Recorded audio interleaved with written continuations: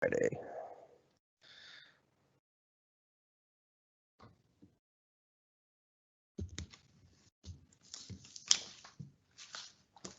It is my pleasure to welcome our audience and panelists today to participate in the coronavirus science panel discussion. Next slide, please. I am your moderator, Dr. Cosimo Antonacci. I am both a lecturer and undergraduate teaching laboratory director in the Department of Chemistry and Biochemistry here at Seton Hall University. Next slide, please. Allow me to present a brief outline for today's discussion. The purpose of today's discussion is to provide our audience with a perspective on a wide variety of topics related to the coronavirus. It is our hope that this event will allow the Seton Hall community to gain a better understanding of the coronavirus and its far-reaching impact on various sectors of our society. This is one of two panels organized for this purpose and focuses mainly on the scientific, religious, and bioethical concerns related to the coronavirus.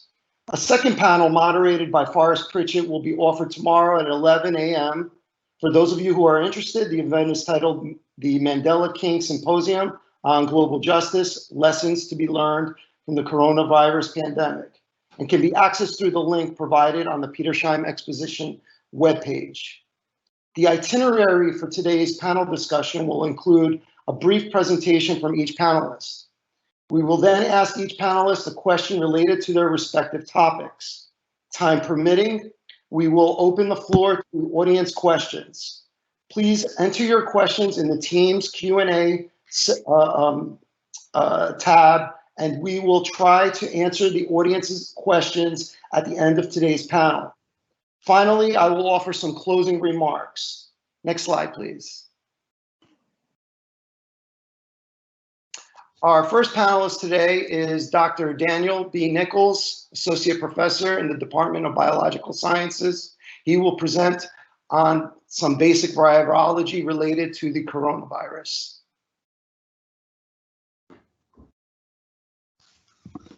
I get started there. So could I have the next slide, please? So thank you everyone for coming out today. My name is, again, as Cos said, I'm Bryan Nichols. I'm a professor in the biology department at Seton Hall. And one of the original jobs that I had immediately after graduate school was to study the SARS coronavirus, the original one, back at Loyola University of Chicago. So that's me and my biosafety equipment, my PPE, and I'm handling the SARS coronavirus, which is grown in tissue culture on the cells that are also pictured in the image. Next slide, please. So a little background about coronaviruses, because this isn't the only coronavirus that currently infects people. There are 4 additional coronaviruses that prior to COVID-19 were circulating in the United States. Those were human coronavirus 229E, 0C43, NL63, and HKU1. Now, most of us have probably gotten a variety of these at a time in our life. That common cold that you had, very likely, and some of us could have been a coronavirus infection caused by one of those, because mostly they cause minor upper respiratory infections, nothing more really than that. And it wasn't until the original SARS came out in 2002 that we realized that coronaviruses are out there that can cause significant human disease. After SARS coronavirus, we dealt with the Middle Eastern respiratory syndrome, which is still ongoing and has a much higher fatality ratio than either of the SARS. And right now, of course, we have SARS coronavirus 2, which is the causative agent of COVID-19 and our current global pandemic.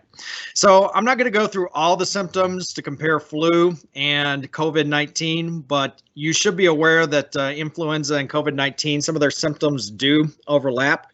What really distinguishes COVID-19 from flu is the breathing difficulties. So patients report with COVID-19 that they have difficulty breathing. They complain of chest pain. They also may complain of gastrointestinal problems, diarrhea. These are kind of things you don't really see very often with the flu. And the other symptoms with COVID-19 is it, of course, can cause pneumonia. And where it really is much more significant than influenza is the hospital times for COVID-19 are in the order of weeks, whereas hospitalizations for influenza can be as little as 3 to 4 days. One of the things we're very interested in learning is exactly how many of the cases are asymptomatic, because asymptomatic patients can still spread the virus, and asymptomatic cases, if there's more of them than are being reported, that means that we're going to develop herd immunity faster, and hopefully means that we can return to a sense of normalcy faster. But we need to actually catch these asymptomatic cases, which we don't have the capability to do at this point. Next slide. Up in the upper right, so up in the upper right, we have an image of a Chinese horseshoe bat. And we've known for some time that bats harbor numerous SARS-like coronaviruses. So the question is, how do these viruses transit from the bats to then infect humans? So for the original SARS coronavirus, it was thought that the virus passed from the bat to an intermediate host that was sold in a wet market in China. And then from there, the virus gained mutations that allowed it to better infect humans. And we dealt with the first SARS coronavirus. Now, the most likely explanation for the current SARS coronavirus 2, the causative agent of COVID-19, is that this virus likely emerged from a wet market in China. So you've heard on the news the Wuhan seafood market. And it's thought that in these wet markets, animals are kept in very close proximity to one another. They're kept live, they are butchered, they are then cooked, and that creates a lot of aerosols that people can breathe in. And we think that the virus transmitted from the bats to an intermediate host, possibly the Malayan pangolin, which is featured in the image, although that has not definitively been proved. And then in this intermediate host, it gained the ability to then infect people. And in a very densely populated area such as Wuhan, China, it very rapidly moved from person to person. And then, of course, we are very connected in a global economy. And then from there, it goes to the United States and the rest of the world. The other possibility is that it could have directly come from the farmers. So farmers come in contact with bats on a regular basis in China. Bat guano is an excellent source of fertilizer. And in the bats, these viruses, they are gastrointestinal viruses. So they're shed in the feces. So if the farmer was digging up the guano to use for the crops and it aerosolizes, then the farmer could acquire the bats through natural selection, or they could acquire the virus, and through natural selection, you get a virus that's much more adapted to grow into people, and then the farmer goes to Wuhan and transmits the virus. Now, we know from the image over to the right, which shows the genetic analysis of the current SARS coronavirus 2 compared to other bat coronaviruses, we know that this virus isn't a result of natural selection, not intentional man-made tampering, because we have no genetic evidence that this comes from any of the constructs that we use to generate coronaviruses inside the lab. But we can't at this point definitively rule out a lab accident, that a lab in China may have been studying these viruses, and then they were using poor PPE, poor protective equipment, and then that could cause them to acquire the virus and then transmit it to somebody else. So it's not intentionally man-made. It seems very unlikely at this point that it's a lab accident, but we can't definitively rule it out yet. Next slide, please. Just to give you an idea how fast this can happen. So in the United States, in February 13th, we had 14 confirmed cases. Next slide. And now we have, as of yesterday, 826,000 cases in the United States with 45,000 deaths. So significant amount in just 2 months. Next slide. So this is the mortality ratios. And to give you an idea, if you don't know how to calculate the mortality ratios, we take the number of deaths divided by the total number of confirmed cases, and we get a ratio that I'm represented here by percentage. So the original SARS coronavirus, which is CoV-1, had about a 9.6% mortality ratio. So it was much more significant of a pathogen, at least in terms of death, than the current SARS coronavirus 2. The mortality ratio of our current COVID-19 is about 6.9% as of yesterday. And of course, this could change. It could go up, it could go down, depending on the day that you actually look at the data. MERS coronavirus has a significantly high mortality ratio of about 34.5%, which is remarkable, but the difference between MERS coronavirus versus SARS coronavirus 2, again, the causative agent of COVID-19, is that MERS doesn't transmit very well from person to person. SARS coronavirus 2 is much more contagious than MERS coronavirus is. The mortality ratios are graphed to your upper left, and that gives you an idea of how the United States stacks against some of the countries that have the most number of confirmed cases. So we're roughly average as far as mortality ratio goes. Our mortality ratio is about 5% at the moment. Certainly better than Spain, Italy, and France, but not nearly to the level that Germany is. So I think we need to look at what Germany has done and continues to do as where we need to be should this virus come back next year. Now, I'm not going to talk much about the antibody testing because Greg is going to talk more about that later on. But I will say once we start testing the antibodies, it seems very likely that the number of cases are going to go up significantly because many of these cases can be asymptomatic and not reported by this system. So I wouldn't be surprised to see that the mortality ratio for COVID-19 goes to be very similar to that of seasonal influenza, between about 0.1 to 0.2%. Now, that said, more people are susceptible to COVID-19 than influenza because we have a vaccine for influenza. So we're still going to have more deaths with COVID-19 than we do flu. And that'll be apparent that you'll see on the next slide, please. So this is kind of a comparison between COVID-19 and influenza. And one thing about the flu is we were in one of the worst flu seasons that the United States had seen in 10 years, at least for children, before the shelter-at-home order came. So flu is much more deadly to young children than COVID-19 actually is. We have far more cases of children dying from the flu than they did from COVID-19. As you get older, you can see from the image that per millions, you have a better chance of dying from COVID-19 than you did the flu, especially when you get over 65 years of age.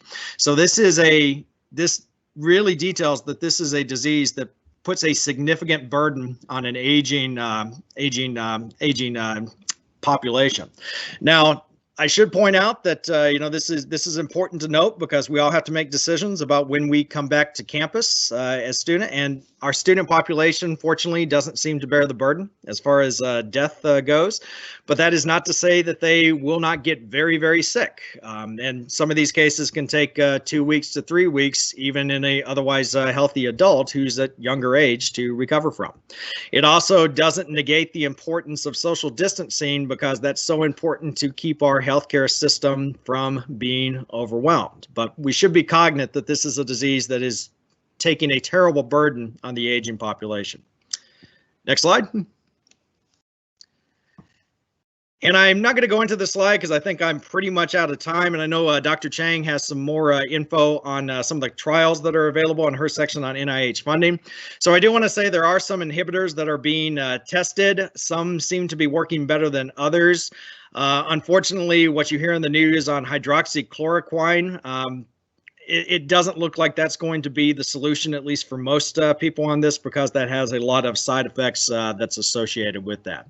But if anyone has any questions on the inhibitors, I'll be happy to stick around a little bit afterwards and I can come back to it. But I think I'll yield my time now because I think we're going to discuss this later as well. All right, so thank you. Thank you, Dr. Nichols. Can you advance to the next slide, please? I'd like to now introduce our next panelist, Dr. Gregory R. Wiedman. He's an assistant professor in the Department of Chemistry and Biochemistry. He will be speaking to us about assays for detecting SARS-CoV-2.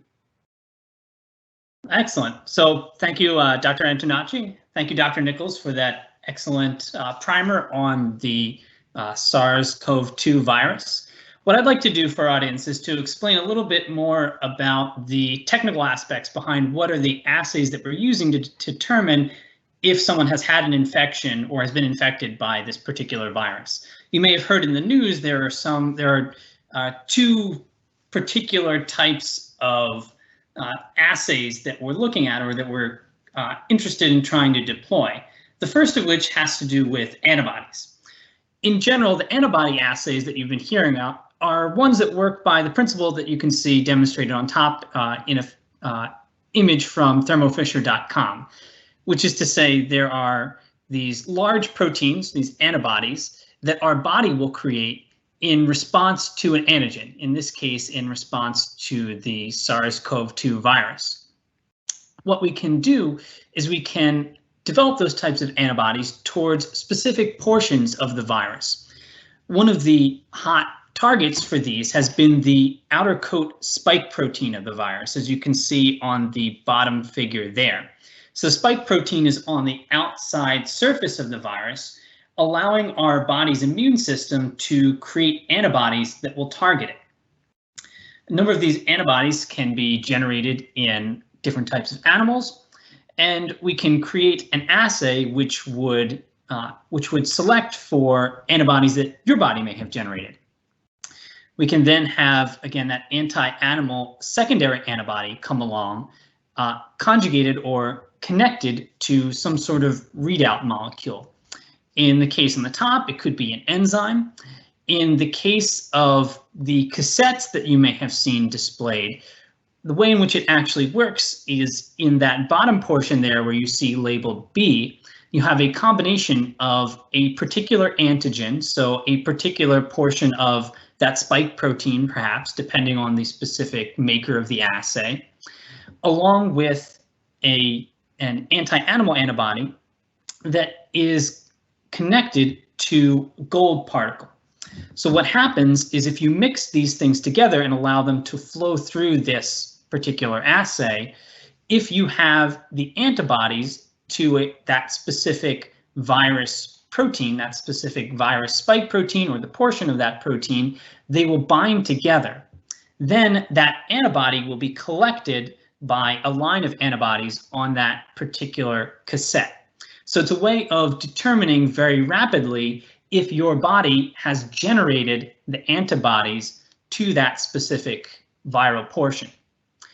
What it doesn't directly tell you, however, is it doesn't directly tell you how much of a viral load that you have. What it's actually determining is what level of antibody you have in your blood. So while this is a rapid test, oftentimes it has to be followed up with the type of tests that are shown on the next slide. So if we could advance there. So the types of tests that are the real diagnostic tests for the SARS-CoV-2 virus are ones like this. So this is an image from Sanjay Tyagi's lab. This actually, interestingly enough, this type of technique was developed at the Public Health Research Institute, which is now part of Rutgers University. So this is a homegrown type of technique, actually, that you may have been hearing about in the news as well, that was developed in New Jersey. The principle behind this works is you take a piece of DNA, as you can see on the bottom there, and you attach two molecules to it. One molecule, which is the light end, which is a fluorophore, and another molecule on the end, which essentially turns it off. So that green molecule there turns off the light. If you have a piece of DNA that matches that single strand of DNA that you have, your light and your blocking molecule, it will bind together and separate those two molecules, causing the light to turn on. The way in which we do this is we use a process called polymerase chain reaction, or PCR, to make large amounts of that DNA. So that DNA from, let's say, a virus, or in this case, RNA that is then translated into DNA into a virus, using a device called a real-time PCR machine, which you can see an example of on the right. So this technique utilizes these small molecules that can be made pretty easily and pretty quickly, and that are pretty robust in a small semi-portable machine that can read out directly the viral RNA or DNA. So in this case, what you're actually detecting is the genetic information contained within the virus itself. So this is something that, in theory, would have to have come from outside of your body. This is the type of test that you could also use to some extent to quantify how much of the virus is in your body. So those are the two differences really between the tests. The first type of test that we need is a quick, rapid test to determine if your body has responded in some way to some kind of virus that may be SARS-CoV-2. And an additional follow-up test for those potential positive cases that really identifies that the virus is actually present in your blood. So that's just a quick primer. That's what I wanted to share. I will pass it on now back to Dr. Antonacci and to Father Laracy. So thank you all for your time. And if you have any questions, please put them in the Q&A. Thank you, Greg. Our next speaker is Father Joseph Laracy. He is an assistant professor in the Department of Systematic Theology at the Immaculate Conception Seminary School of Theology. He's also an adjunct professor in the Department of Mathematics and Computer Science. And he will be speaking to us today about science and faith in the time of pandemic. Next slide, please. Thank you very much. It's good to be with you all and our virtual audience. So the question that I propose for our consideration today is, how do science and faith come together in this time of pandemic? Here at Seton Hall, since the very beginning of our university, we've been exploring the interaction of science and faith. And in this time of global crisis, I think it's particularly important that we reflect on this ongoing, deeply human question. Next slide, please.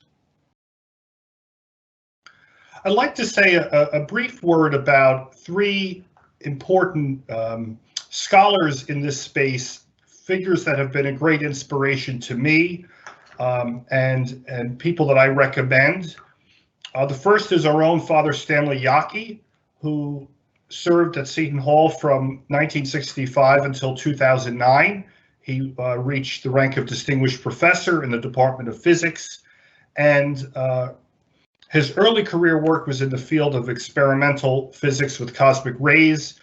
He then shifted his emphasis into the philosophy of science and the history of science.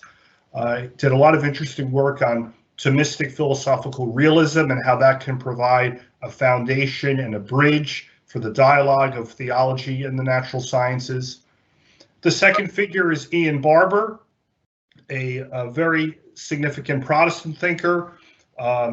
Like Yockey, an experimental physicist who then, during a sabbatical experience, went to Yale Divinity School and studied theology. He did a lot of interesting work defining the typologies for the interaction of theology and science, and developing an epistemology and metaphysics to support a beneficial interaction between the two fields. And the final figure, Viktor Frankl, is a very significant Jewish thinker, a neurologist and psychiatrist, a victim of the Nazi Holocaust, and a very significant mental health clinician and researcher, who pointed out that when treating a subject, a human, it's important not only to recognize the somatic and psychological nature of the person, but also the spiritual, that the spiritual is a constitutive aspect of every human person. And well, without blurring the distinction between physician and rabbi, or physician and priest, that the physician must acknowledge the spiritual nature of the human person. You see him meeting Pope Paul VI in that image. So these are just some people that inform my own approach to this question of dialogue. Next slide, please. So when we talk about the interaction of science and faith, or science and theology, the faith-seeking understanding, as St. Anselm taught us, it's important to just be clear on what is the scope of these fields. This is a science panel. We have a number of distinguished scientists and hopefully science students have joined us. And so we know modern empirical science focuses on studying phenomena from the point of view of quantity or measure. Scientists need to be able to measure things. And we have the scientific method, which is rooted in this principle that you're all very, very familiar with. Next slide, please. And then faith. What is it? What is faith for a Christian? It's a grace. But it's also a human act.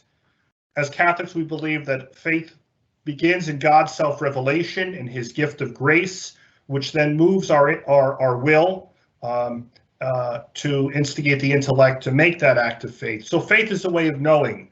Faith is a free human act, and it is also something that requires the divine initiative. And in these two quotes, the first from Dei Filius from Vatican I, the second from Gaudium et Spes from Vatican II, we see some recent reflection from the magisterium, from the bishops and the Holy Father on the importance of faith and reason being in harmony, and science and theology, again, respecting each other's autonomy, but also not existing with a firewall between them, but having some interaction. Next slide, please. So what is our challenge? Well, scientists, both academicians and clinicians, are playing a really heroic and indispensable role in the current pandemic. For the typical physician, his or her focus must be on how can I best treat my patients, and that has to be their priority. But there are other issues to consider. For example, faith can speak to questions that science cannot, particularly the question of meaning, a question that Viktor Frankl placed at the forefront of his academic writing and clinical work. The methods of science cannot explore this mystery of meaning. How do I make sense of all the suffering? Where is God in this? How can I stay connected to God when my church is closed, my synagogue is closed? A lot of people have been asking the questions, did the churches shut down too quickly, too much, or maybe not enough? These are questions we need to wrestle with. Next slide. So maybe to begin with, in terms of some fundamental advice for Catholics and certainly for other people of faith, Christians, Jews, Muslims, faith is not non-essential. We don't want to put that in the category of non-essential.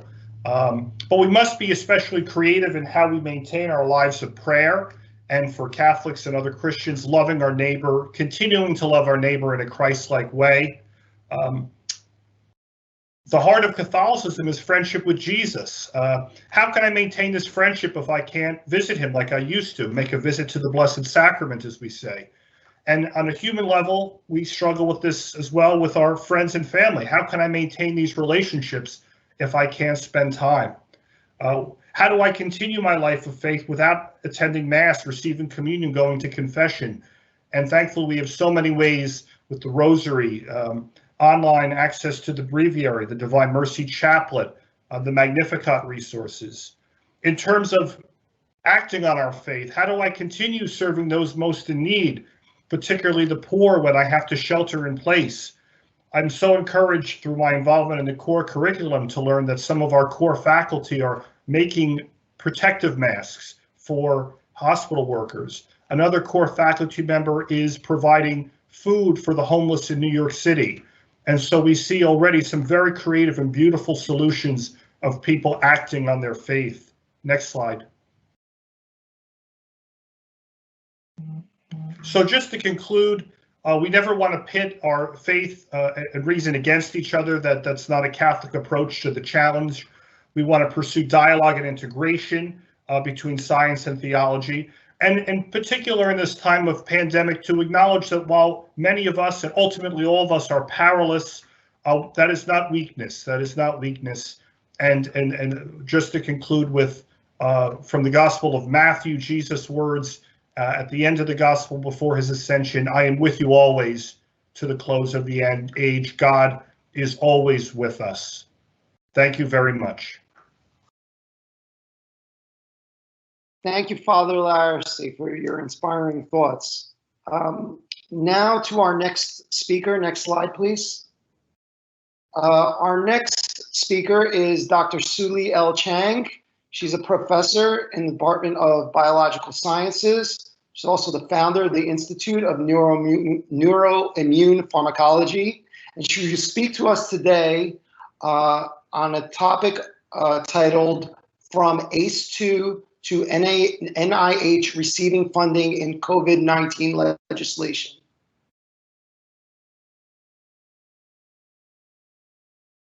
Can you hear me?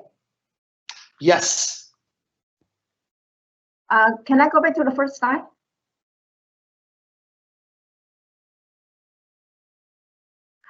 Okay, I would like to thank Wenhui Huang, that my PhD students, that she has been diligently monitoring the COVID-19 and prepared close to 40 slides for this 5 minutes talk, but I actually is going to show you only a few that highlight the topic.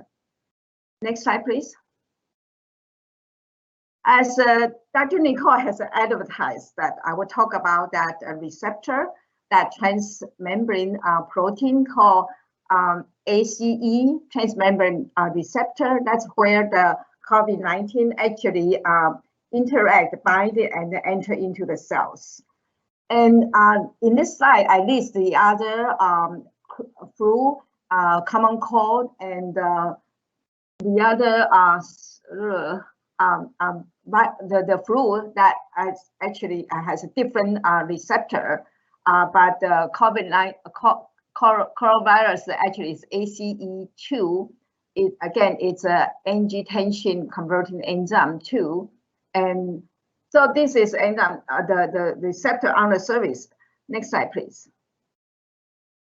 And this slide show you that how the virus bind to this receptor through the endosomal pathway, enter into the cell. And enter into the cell, we know this COVID-19 is a single virus, single RNA virus. So then they will go through the RNA mechanism, polymerase mechanism, replicate the virus, and then through the translation that produce the viral protein and assembly and produce the new SARS, COVID-2, COVID-19, and secrete outside the cell. So they once the infection, that the host actually generate a virus itself. Next slide. The reason I particularly want to mention this too, the routing of the how virus damage the cell, produce the cell, because this is how the clinical trial currently around the world, to my knowledge, has 23 clinical trial. Then you can see one is to try to block the virus entry. That means they produce something to block the way how the virus would through the ACE2 to enter into the cell. The other one is they try to damage or block the viral replication into the cell. And then the one that yellow line actually is some type of treatment would prevent the damage of the anti-inflammatory system. And then in the bottom here has something called plasma exchange. That means that refers to the very seems very effective, and then we really give the big hope of that is the donation, the blood donation from the person who already infected and recovered from, and then they prepare the plasma, and then giving the infected patient to fight back of this virus. Okay, so all this, and next slide, please.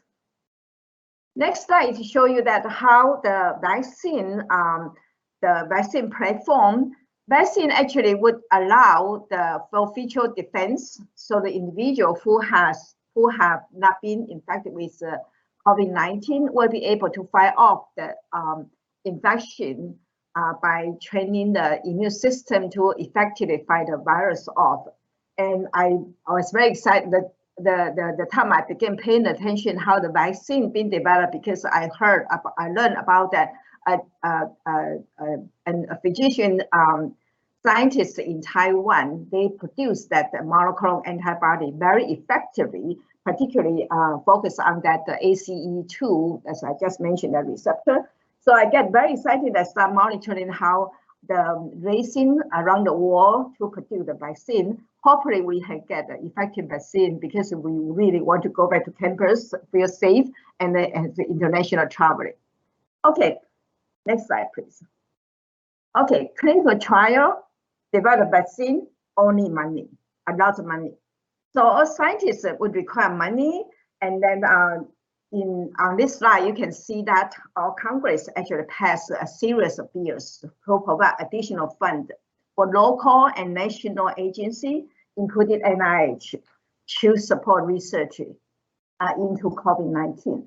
You can see that the first bill was early March, second bill is mid of March, and the end of March. Next slide, please. The NIH, through this bill, have receiving 1.7 billion. That means $170,000 dollars. And this money actually dedicated to 7 IC. That means NIH has 27 institute and a center, total 27. And this is emergency fund was dedicated to 7 institutes. I want you to pay attention on the very first one, which is 1.5 billion for NIAID. Okay, I mentioned this one because the director of NIAID, Dr. Anthony Fauci, you probably see him a lot on the TV. He is the one leading the scientists, supervise the scientists, supervise the nation how to battle these viruses. Next slide, please.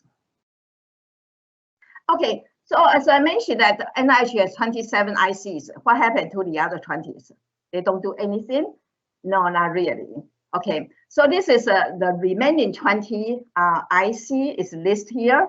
I highlight one called National Institute of Alcohol Abuse and Alcoholism because this one of 2 IC I have given receiving funding from. They focus on the alcoholism. Okay, but all these IC, for example, the drug abuse, the other institute, they probably don't really know much about the COVID-19 or don't pay attention. But however, they all engage and dedicate their regular appropriate fund. That means they are funded already in their pocket. They also educate and ask the existing PI like myself, say, okay, so can you do something towards the study the COVID-19? We will provide you some administrative supplement and in additional little bit fund, in addition to existing funding. So this is what they call it NOSI, Notice of Special Interest, NOSI funding. And then that is coming out from individual IC generate the one they already have. Maybe that kind of money originally is going to give a certain type of research they decide to dedicate it to COVID-19. So in addition to this 1.7 billion that the emergency fund that Congress already allocated to NIH, the NIH's investigator actually provide additional funding that towards some study. Okay, next one.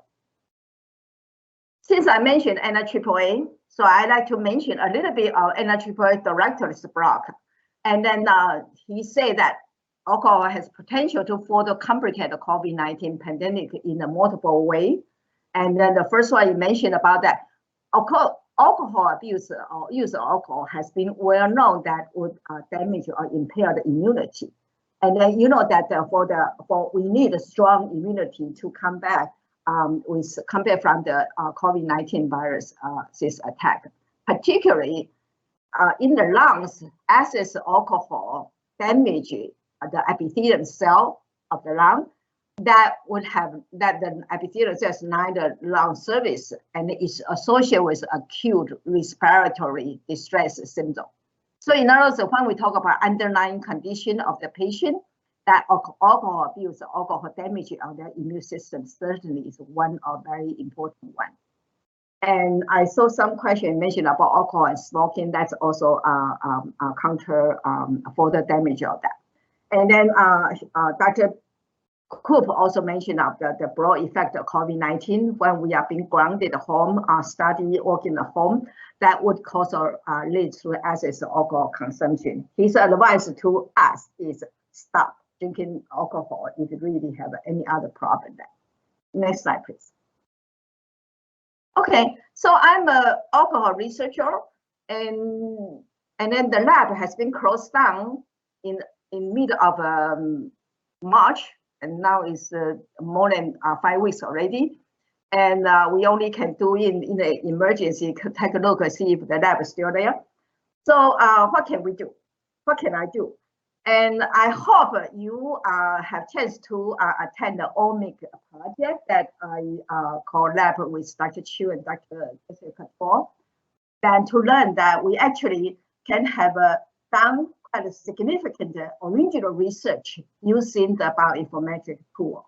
So I actually start sitting here and say, okay, let's try to do this. Thanks to Wenhui, to use IPA, Kyogene tool, bioinformatics tool. The first question we is severe COVID-19 patient, as Dr. Bryan Nichols mentioned, that has a low level of the blood oxygen.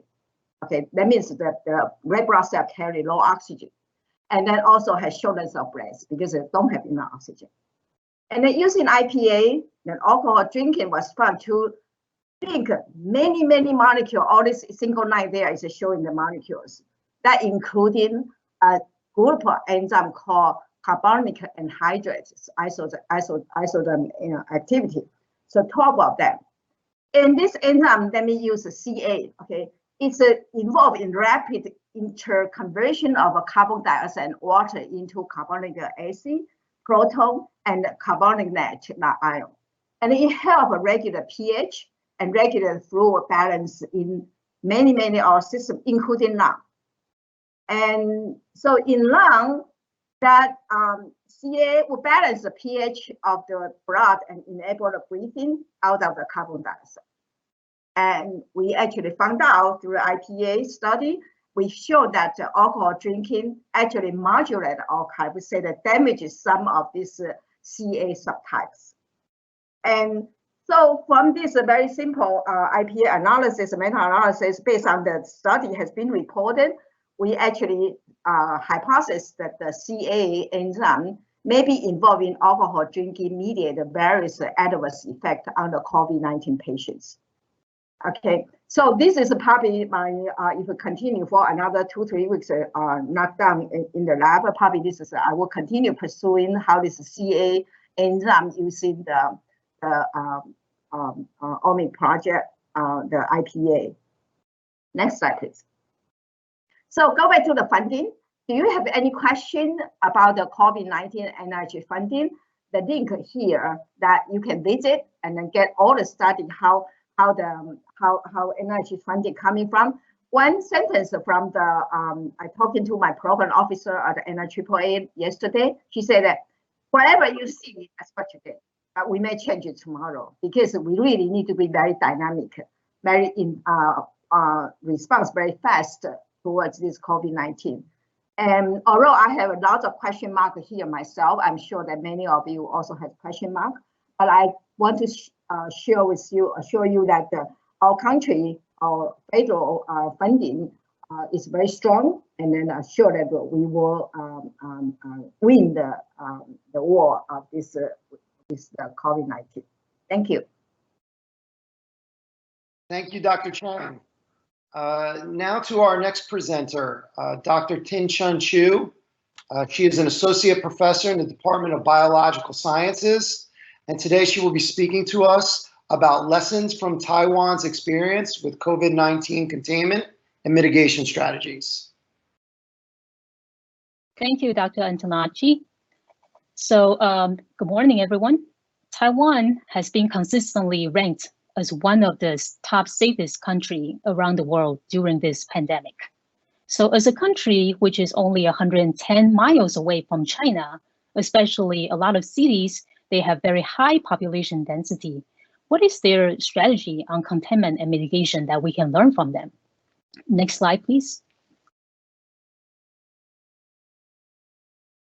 So as you heard from Dr. Nichols, our global cases confirmed is over 2.6 million as of yesterday noontime. We have over 181,000 deaths. So this morning is over 185,000. And next slide, please. So if you can take a look of the pin that we see in United States, we have over 835,000 confirmed cases, over 46,000 deaths. And compare with the green pin, as you can see that the Taiwan is actually the small, very tiny gray area underneath that green pin.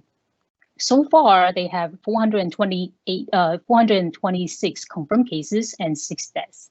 Next, please.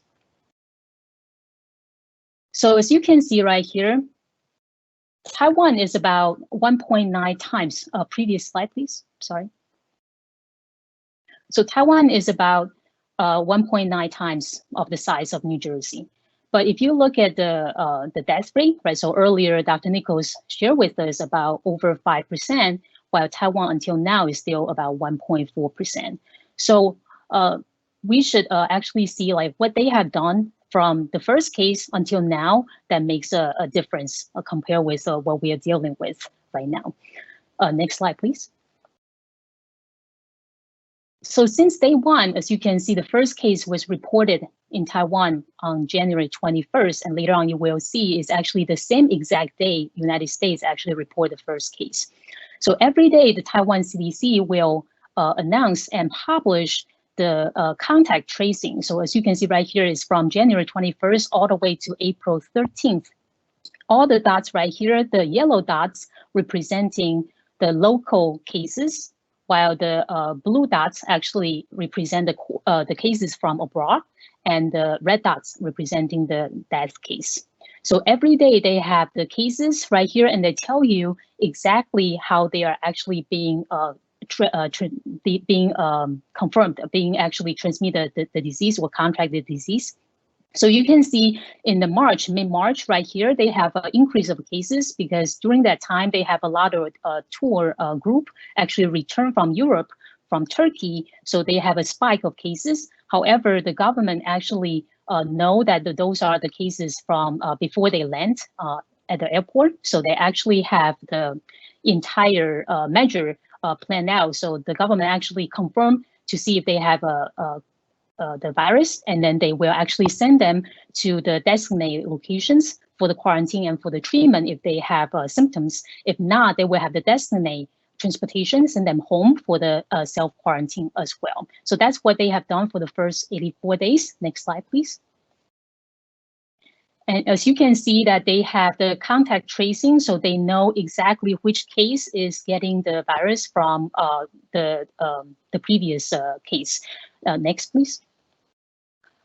So you can see this is the overview on the left-hand side, but on the right-hand side, you can see they show you 55 local cases and 338 from abroad, and 114 is being discharged from the hospital. So you can see they actually show from here, are they from the tour group? All the blue one, as I mentioned, that is actually from abroad. So the local community acquired cases are actually pretty low until now.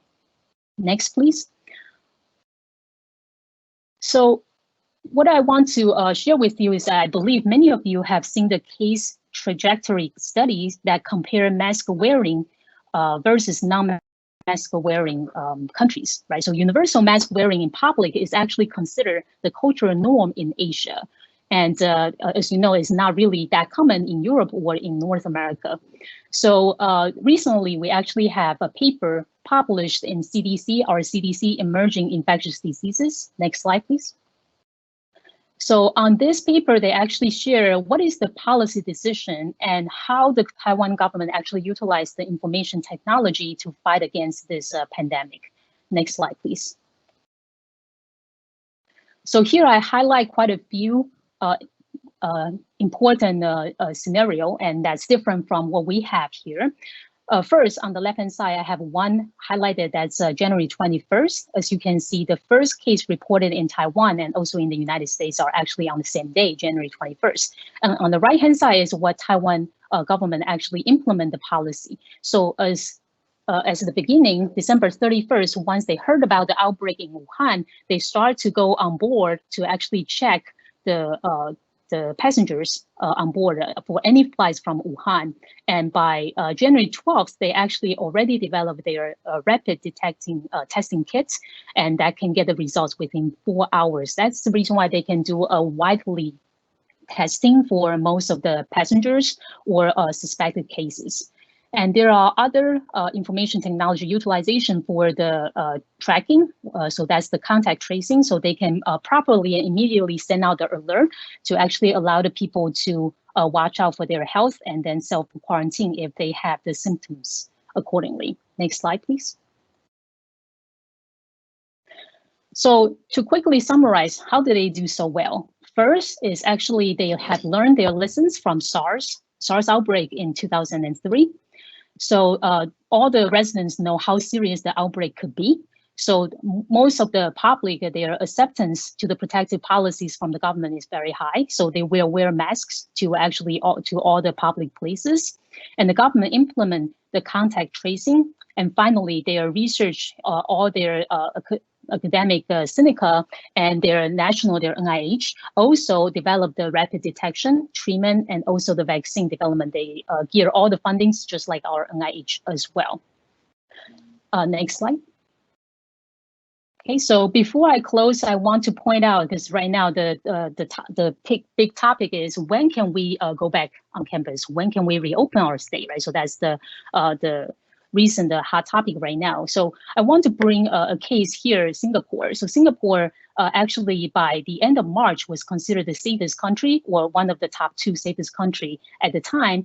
As you can see, March 17th, they only have 266 cases. So they have very, very good early success. But by as of yesterday, they actually rise to, the case number rise to over 10,000, right? So 10,000 cases. As of one day, they have over 1,000 cases. So what happened? And they actually found out is because of the migrant workers, they actually do not actually abide by the social distancing because they all live in a very crowded dormitory area.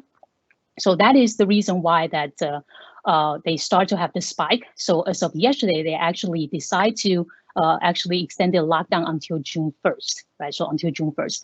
So what I want to close with is yesterday, as our Governor Murphy and also New York Governor Cuomo actually talk about the contact tracing, right? So I think that they talk about testing, widely testing, and contact tracing, and then they can quarantine the people who actually have the disease. And by doing so, we will be able to open our state safely. Next slide, please. So to close, I just want to say that we're all in this together. So I hope that we can take care of ourselves and then each other. Thank you. Thank you, Dr. Chu, for that informative talk. Now to our next slide, please. Our next speaker is Dr. Bryan Pilkington. He is an associate professor at the School of Health and Medical Sciences. He is also associate professor of medical sciences, Hackensack Meridian School of Medicine. He is adjunct associate professor, College of Nursing, and affiliated faculty for the Department of Philosophy. He will be speaking to us today about the ethics in the time of COVID. Thanks, Cosimo. And thanks everyone for joining us, and to my preceding panelists. This has been a really enlightening conversation. And as someone with a background in philosophy who thinks a lot about bioethics, it's quite nice to be involved with a bunch of folks from scientific fields. Next slide. So what I want to do today for those in the audience, in the few minutes we have left, is just suggest a few ethics questions that you might think through when considering what my previous panelists have talked about, and also generally what the right responses to the COVID-19 pandemic are. So you'll see as I talk through some of these, I'll give you some information that might help you answer, but I'm really interested in folks practically reasoning by themselves and as members of a community to come to these answers. Next slide, please. So the first big question in ethics, which comes up a bunch associated with COVID-19, is how should we balance practitioner and family safety with a healthcare practitioner's duties to care? Recently, folks have expanded the focus on healthcare practitioners to any frontline workers. We're thinking about those who keep our country and different nations across the globe going, either by working in grocery stores, delivering mail, that sort of thing. So I'd offer for your consideration that this first point, that we need to provide the best PPE, the best personal protective equipment, and that might mean accepting other sorts of trade-offs. So if folks are risking their own health and safety, we need to ensure that they're best protected. By PPE, I'm referring to what Dr. Nichols had on in one of his early slides. So folks should be protected when they're doing this work. Secondly, I think we owe it to folks on the front lines to perform the best research about particular practices associated with COVID-19. For example, there's been a lot of discussion of N95 masks, understanding how they're used, when they're used, and just as an example, which I found out only yesterday, there's actually a fairly high percentage of times when healthcare practitioners are performing CPR on a patient where the seal of the N95 mask can get loose. So we need to know what the best practices are in order to protect those doing this important work. Third, and another reason that I'm very happy to be on a panel and to have learned so much from my colleagues, is we need the best research about what our frontline folks are facing. And I think we've seen a number of excellent examples already today. And finally, and this will get me into the next slide, we might consider prioritizing healthcare folks and those who are the healthcare practitioners first for treatment. This is a pretty hot topic, and we can get to it in the Q&A if you like. So next slide, please. Wonderful, thank you. So the second big question is, how should we think about, as a society, about prioritizing immediate health concerns for those in need with longer term social, economic, and stability considerations? As I mentioned at the outset, I think the best answer to any big ethics problem is practically reasoning together as members of a community. So we need to get a bunch of smart people together to think through all of the possibilities. And we need to be clear about what it is that we as, I guess, a set of multiple communities value. And I'll say a little bit about what we should value when I address the next question. So next slide, please. So the third question, this is the whirlwind ethics talk. The third question is, how should we allocate scarce resources? We should do so based on particular values that we have as individuals and as communities. And that'll help answer question 2. In the bottom left-hand corner, with these odd icons, philosophers get to use odd icons with PowerPoints because our heads are focused on other things. I think the principle of the concept in ethics that does a lot of work is the concept of human dignity. So whenever we come up with any sort of resource allocation discussion, any prioritization list, I think we need to focus on the fact that all human beings possess human dignity. We need to do so with consistency and fairness. And so quickly, and conflating the two a bit, when we realize that all persons possess human dignity, they all need to be treated in the same ways, given the same kind of situation. I do want to highlight one thing. So in the bottom right-hand corner, you see a reference to the common good. During a pandemic, just about everyone is interested in saving the most lives and helping the most people. This is the right thing to do. This is admirable.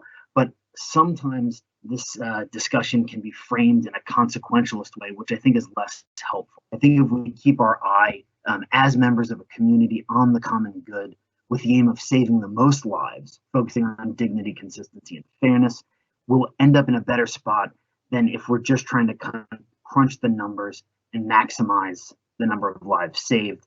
We end up with sort of problematic criteria such as social worth, which I think causes some serious ethics problems. And there's a long history of medical ethics of the problems that creates, and we can talk about it in the Q&A if we have time. Next slide, please. All right, fourth, and I'll be done in a minute for the audience. What are we, so the non-healthcare practitioners, what are we as members of society obligated to do? First of all, we're obligated to social distance. This has been pretty clearly laid out for quite some time. And for those who want an ethical parsing to this, if we are not social distancing,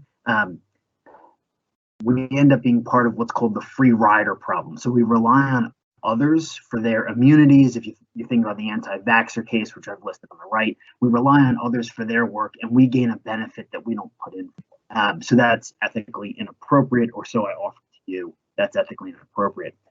And depending on your views on vaccination, if you're an anti-vaxxer, if you're vaccine hesitant, or if you've sort of taken on the proper scientific information, as most of us have, you might notice analogies between that sort of behavior and the free riding that's involved, and also folks who unfortunately show up unmasked, ungloved to the grocery store every day. I want to suggest to all of you for your reflection that that's not an appropriate thing to do, and it's a violation of our duty to others. Last slide, please, Burke. Excellent, thank you. So final question, does ethical research change during a pandemic? The answer is no. And we've seen wonderful examples from all my previous panelists about some really important research that's being done.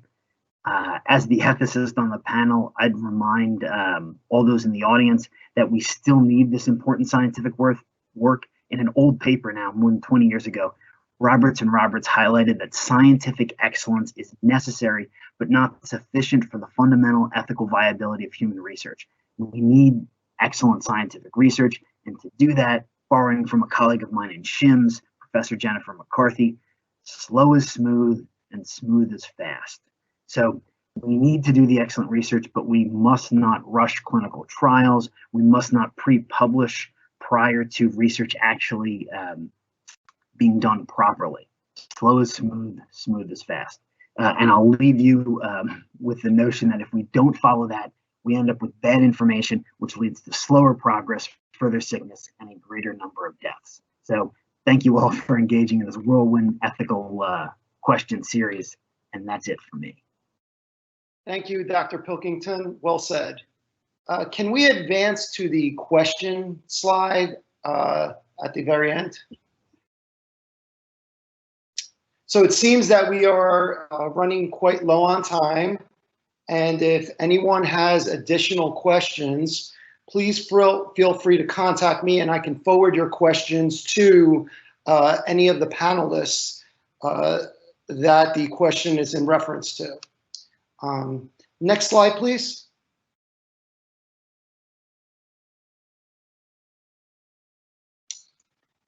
And I would like to leave everyone with some closing remarks. Firstly, I would like to thank our leadership at the university for making this all possible. If it was not for their support and guidance during these difficult times, the Petersheim exposition may not have been possible. So these individuals include, of course, our president, Dr. Joseph Nair, our interim provost, Karen Boroff, and our College of Arts and Sciences dean, Peter Shoemaker. As a member of the Petersheim committee, I would like to also thank the Petersheim committee members and our co-chairs, Dr. Sulie Chang and Dr. Jose Lopez. It was during our meetings that the idea of a panel on this topic was born and was nurtured. And I'd also like to thank our digital experts in assisting us during today's panel, Mike Supios and Bert Loxley. I would also like to thank our colleagues over in Nutley. Not only did faculty from Nutley participate in this event, but they also created another event, which I feel will bring us much closer to President Nair's vision of one university. I would like to also thank the panelists, of course, for coming together on such a short timeline and presenting for us all today. And lastly, I would like to thank you, the audience. So please, everyone, stay safe. And may God bless you all.